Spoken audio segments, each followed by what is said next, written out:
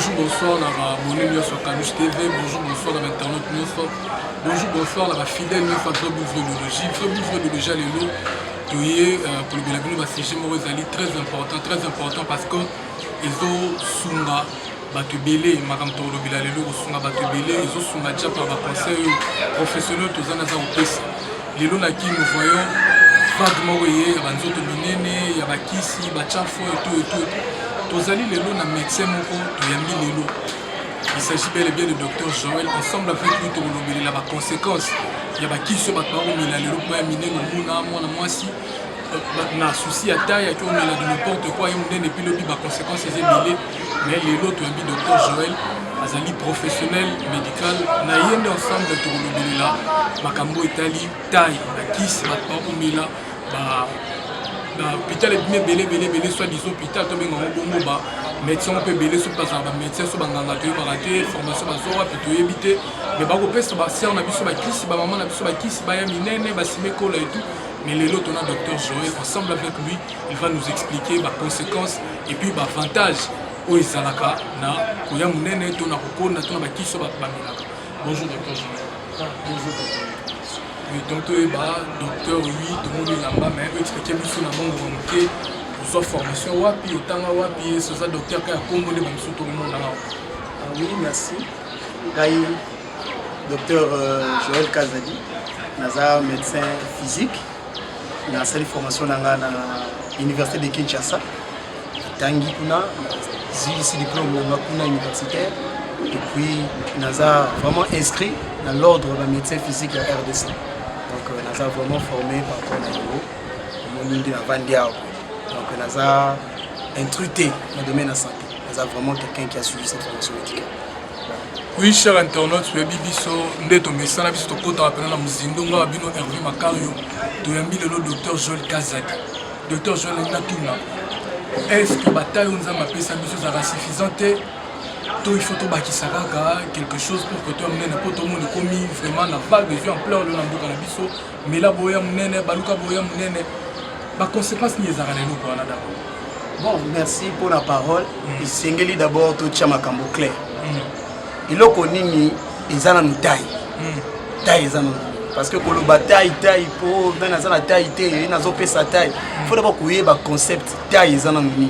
Pour comment ko pesa moni soko tali na mokili mutu nyonso azali batamine ne baza batamike pe baza donc obi sanga te ke mutu muki wana za taille te to mutu munene za na taille mabe donc ils ont dépendre na ndenge nzamba ke libe mutu selon ba génotype ba phénotype na ye donc na sens que nzambe atali mutu na lolenge wana mais or na vide toza ko mener na ba situation autokota na mokili mutu s'adaptaka na ndenge makambo akutina mokili taille wana tozolo beleza pe par rapport à musala ya mutu par rapport ya ndenge ni mutu azo résister na ba contraintes oyo ezana sa mutu oui bisanga te que mutu oyo abetaka football neti Messi kotinda ete akeno beta basketball so yo ko bisanga ke Messi nenga zana sana taille te parce que yo moni mutu wa mutu mbudi kembe ayo ko beta football akomi ona boya tutu mi couser pa ina oui bisanga ke mutu mbudi kembe sana taille te donc c'est compliqué donc les kamboto bengi taille le lot science ezolo bela clair. Il y a des tests appropriés pour la taille. Les tests ezali oyo ezope service les tests ya IMC. Batu nyoso ba yebi ba médecin ba yebi ezali indice de masse corporelle. Ezali moi calcul moko esala par rapport à taille ya mutu na poids oyo zanango. Ezope sa yebi so élément na âge. Et si soit valeur moko fourchette entre normal na anormal. Et à partir na yangonde to yebaka qui est maigre qui a une taille normale.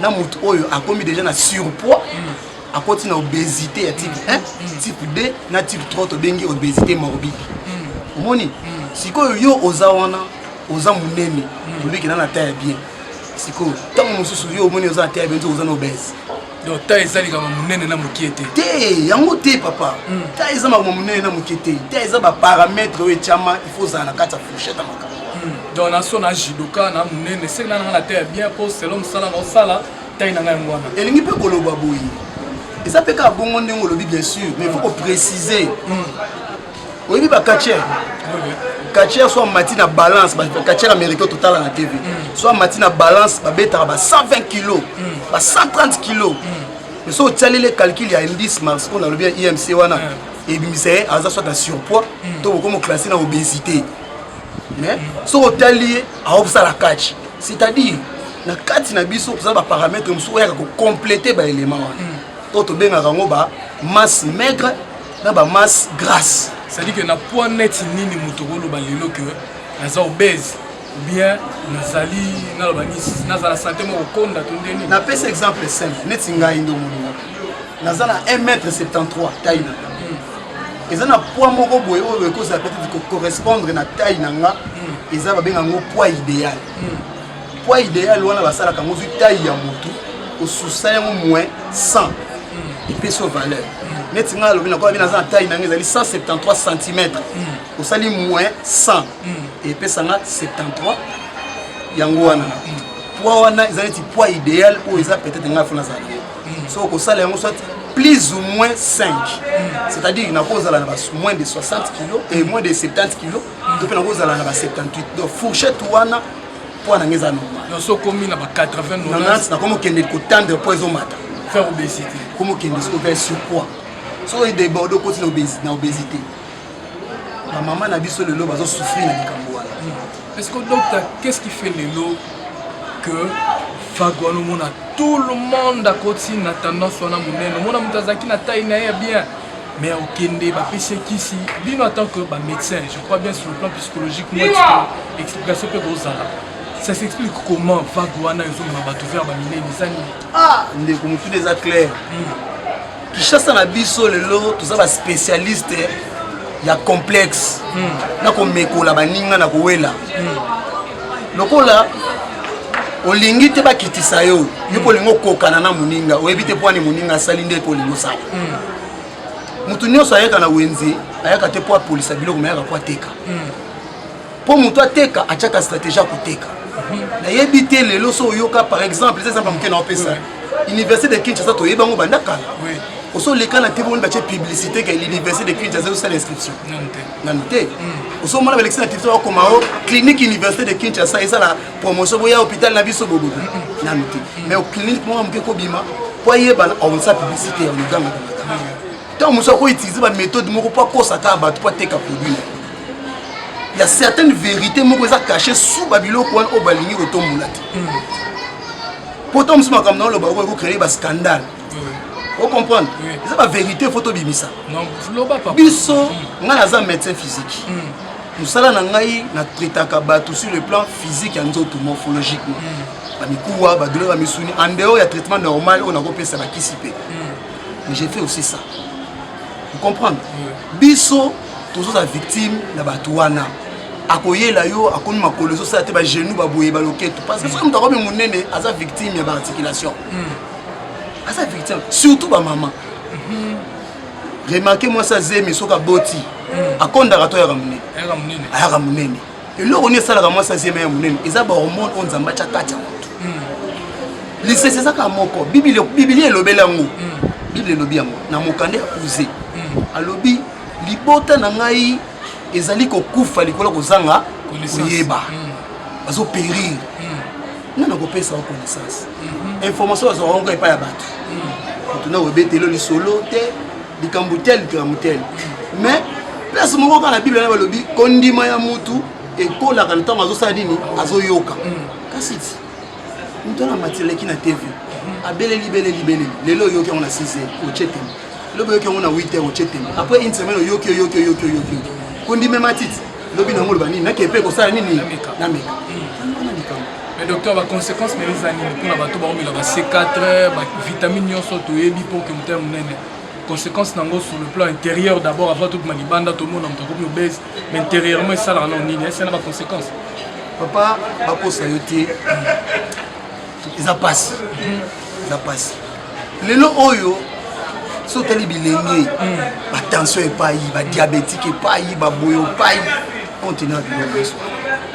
Bakacha on appelle sur exemple on a vimba ba tolo minene ba melaka biloko wana ba ko sauter ba vitamine wana ba sportif ba danger ba milango ba besi ba melaka biloko wana pour ni ba melaka ngo parce que ba sala ka be fort à makasi il faut nzoto na bango eliaka bien parce que vitamine wana e faciliter ka biloko to liaka pour sala musala malamu na kati nzoto comprendre sikoyo yo osalaka no sport moko te omela bavitamine ntango biloko nyonso toliaka oyo na kati ya nzoto ekotaka na makila eyaka na forme ya sukali du sucre oyo tobengi glycide eyaka na baforme wana sucre wana ekendaka kokota na misuni ya nzoto esalaka lelo totambola oyoka makasi mpo nzoto ezoconstitue nango bamisuni ezali ozo comprendre baintestin eza bamiscle thorax mpo tambola boye fo miscle énergie kasi sucre wana nde esala totambola parceke soki ozoutilize yango te sucre wana ekomaka badépôt sucre na nzoto ebongwanaka ekomaka mafuta ekomaka bagraisse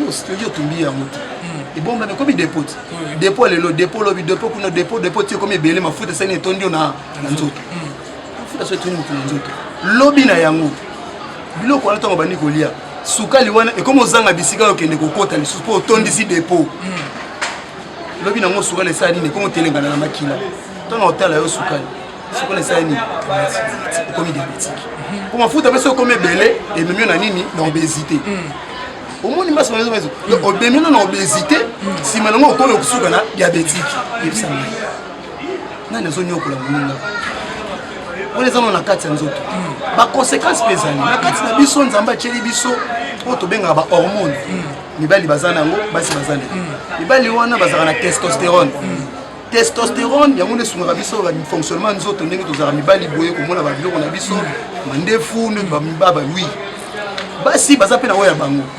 progestérone na oestrogène biloko wana mibali nde esalaka wana moko na yango oestrogène mosala na yango ezali kosunga développement ya nzoto ya bomwasi ndenge mwasi akolaka toleye minene base efungwami voi échange mwa bonzenga motin mosusu mpe ezali wana progestérone era mpe kosoutenir yango mpona biloko ali kokisa bacycle mensuel ya basi omona basanza na bango nyonso eza baparametre na kati ndeko na ngai soki babiloko wana bahormone wana bastimule yango mingi ekobana kotourne na kati bahormone ezokosalaka moto afunga oestrogène ekomi to ebele mais ozotinda susu moto avimba yango wana ezosoutenir bokibo mwasi na ye ye aza na baperiode ya kibo mwasi na ye te aza na zemi te eloko te soki ozokosoka ye yango ebele ozosoka ye yango ebele ntango oya monene ezosalaki mabase grâce ayaka monene mafuta efana mingi na nzoto kibo yango omona mwasi mosusu avandi apres so atelembo apoli na nsima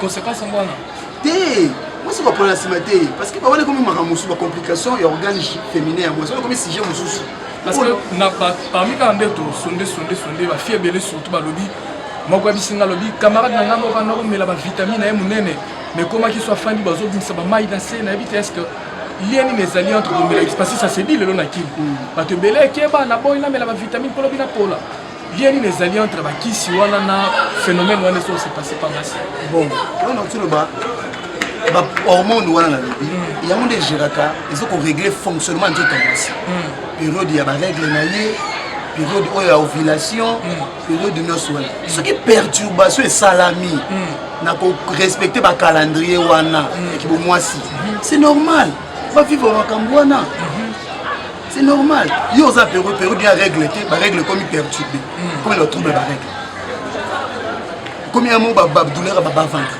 infection comme quoi parce que nous autres on a hormones ils ont tout fonctionner sur malamu pour excitant tellement mingi et comme perturbé so moins de perturbation fonctionnement des hormones dans tout moto et même ba déséquilibre yango mo na biloko wana en tout cas très cher abonné ya Kanouche TV bino nyonso bakolanda biso bo ça la connecter l'émission le lo ba vérité qui te bima je crois bien avec docteur Joël Kazadi Bolanda comment est-ce que comme il a ma vitamine et ali ma bébé pour la santé à moto yo moto kanisa loro loza na 100 kg 200 kg de santé malamu o le kana nzelo sala tapage laisse-moi te dire que Zali obèse il y a risque au comme appelle obésité morbide hein, docteur donc obésité morbide il y a ma bé makasi faisons très attention le docteur azala lo ba vérité une grande salutation à Yosandra Kanouche ma place aux Ali na Yolande na peso mbote belé Jocelyn Ngoni na Maroc mbote belé abonnez-vous massivement et gratuitement na Kanouche TV vous allez à la docteur Joël à vous expliquer bien sur la vérité mais docteur na ye ba yo sala médecine physique est-ce que ma méthode peut Zali ceux qui mutaningé munene d'une manière normale na ndenge na yo médecin est-ce que ba méthode ezali moto abiki na poids bien te na posa na bakisama poids santé na ngeza bien te na ndenge na bino bokosela pe bato to ba méthode pour prescrire bato pour que bazwa pe mo poids. Oui, effectivement. Biso sonete dans tu koy bisay. Moto oyo azali na poids maigre. Aza moto akondati. Il faut te aider. Ya munene. Tu ko prescrire ba vitamine wana.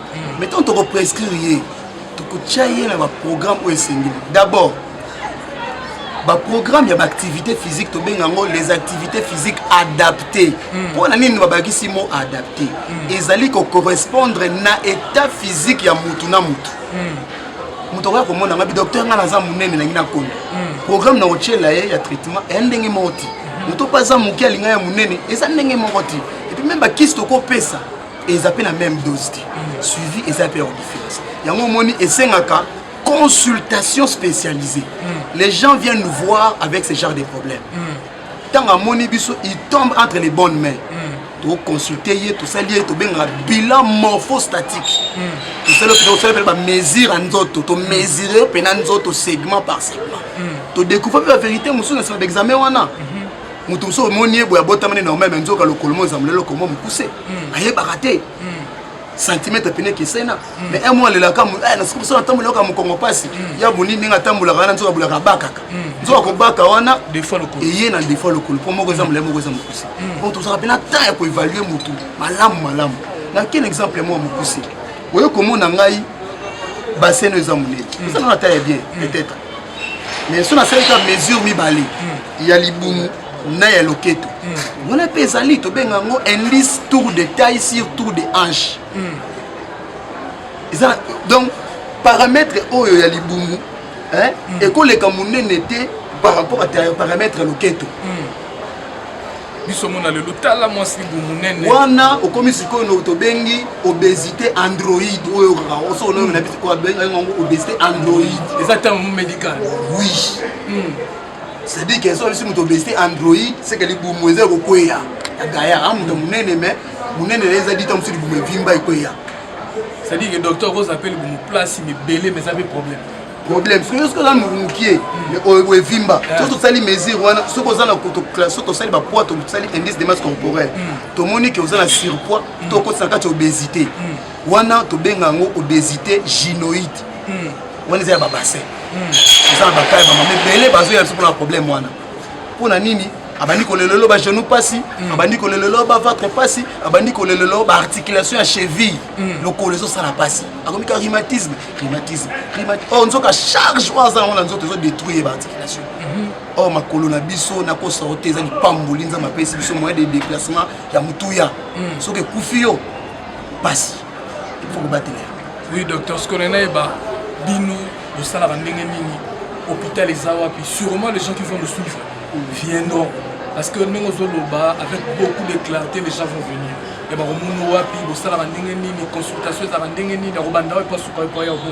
oui ce qui est sûr au moni domaine haute biso médecine physique ils ont domaine moko spécialisé na za sollicité na hôpital ibi o ba yebinga na musala salaka mais a honnête to za awa na zalaka pe mingi na Bramsi Medical Center na échangeur uta lumumba wana okiti tunika ka ça de fête splendide Bramsi Medical Center ezali na zappel l'hôpital partenaire ezamo ebele Safi Medical ezali ba centre Saint Gabriel ezali centre ezamo ebele on m'appelle ba benga ranga so bana baka ba benga docteur tuzi kamoro boya rota weza baka otolo la kaka sur le plan morphologique en dehors baka mususu ko baka ezebele otosola mais le lot olobela ndete thème oyo ya taille on a vendu weza waka moins introduction na pesi mais biloko eze belé ko fongola so dessus penata to lobelela to sala be mission na be mission lobelela to ko fongola bana mboka mayele biso to yende pour ko fongola comprendre pour to ba ke to boyi peuple et périr faut te manque connaissance to ngi peuple ayeba pour le commis problème o le kana TV o baluka wapi mutu nyonso o lobela taille tende pas maman X kende pas maman Y pommade boy savon boy eko pesa taille eko esa munene mais alors que nous oublions qu'ils ont causé ba dégâts moko grave na ba santé na biso ba liwe bele to très bien na bandogeza na bandokité amelaki bimela mela ba vitamine moni mutu asali crise balie te ezali parce que amela bimela à ceux qui conseillent moko ya malamu te papa tona docteur Kazadi lelo to lobelila makambo je crois bien nous allons vers la fin il y a entretien na biso le docteur je vous ai bien dit que l'émission est belé aux émission introduction to bandina docteur tokolobela ba point ebele ba marama motema tokolobela mama makolo tokolobela na ba mbasu na ba nzoko ba twalo ba ke malade ya kisi pour comprendre que mutu pas bela on mundele pas bela donc docteur azali wana ye tokobeta ba sujet ebele docteur numéro de téléphone bato basa besoin de contacter ba contacter na numéro oui soki balingi baswanga babenga na plus 243 81 47 et 81 457 66 09 Bandeli plus 243 81 457 66 09 soki babengi ngai bazwi nga mbala moko. En tout cas, très chers internautes, très chers abonnés à Kanouche TV, Tokomi Nasuka. Il y a une mission à Bissou Lelo, Benga docteur, Bino Nyon, sur un problème. Aux Amounènes, on a pour ça au Konda, Benga docteur Joel Kazadi. Aux Amoukier, on a pour ça au Yamounène, où il y a une logique, il y a Boulou et qui était tout le monde en Akin. Benga docteur Joel Kazadi. Asa on a pour Nabino. Au bout qu'on appelle au coloforme, qui est dans son dengeni, ni Bamassa, ma B. Asa on a certains spécialistes dans le domaine où on a au Bengi. En tout cas, vous s'abonnez massivement à Kanouche Télévision. Pour la Bino, sur la vraie idéologie, besoin conseils, remarques, tout. Pour qu'on mette les bisous, Bengi, bisous, on a plus de 143, 82, 880, 84, 90. Plus de 143, 82, 880, 84, 90. Pour Zonga Moko, Hervé Makari en direct. Tout le monde a dit prochainement un docteur Joel Kazadi, l'émission, on a vu sur vraie idéologie à suivre.